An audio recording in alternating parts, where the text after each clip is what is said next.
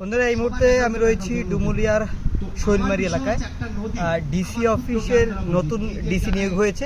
সেই ডিসি সাহেব এই শৈলমারির যে সমস্যাটা, ডুমুরিয়া যে জলাবদ্ধতা, এইটা দূরীকরণের জন্য কি করণীয়, কি করা যায় সেই পরিকল্পনার জন্য স্থানীয় লোকজনের সাথে বসেছেন।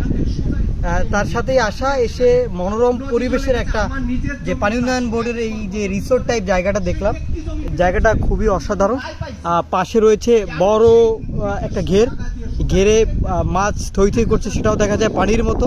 পানি যেমন থই থই করে, মাছও তেমন থই থই করছে। এবং এখানে যদি পানি উন্নয়ন বোর্ড এমনভাবে তৈরি করেছে, যদি ফ্যামিলি নিয়ে ট্যুরে আসেন পিকনিকে, তাহলে দারুণভাবে উপভোগ করা যায়। বাচ্চাদের জন্য খেলার জায়গা রয়েছে, দোলনা রয়েছে এবং গাড়ি পার্কিংয়ের জায়গা রয়েছে। আপনারা এইখানে খাওয়া দাওয়া করার জন্য বা খাবার পরিবেশন করার জন্য আলাদা জায়গা রয়েছে, রান্নার জায়গা রয়েছে। অপর পাশে যদি আপনি থাকতে চান তাহলে তার জন্য বাসা করা রয়েছে। আসলে খুব মনোরম পরিবেশ এবং খুব সুন্দর একটি জায়গা। এইখানে ডুমুরিয়ার ভিতরে শৈলমারি এখানে এমন সুন্দর জায়গা রয়েছে, এটা আমার জানা ছিল না। এসে দারুণ লাগছে।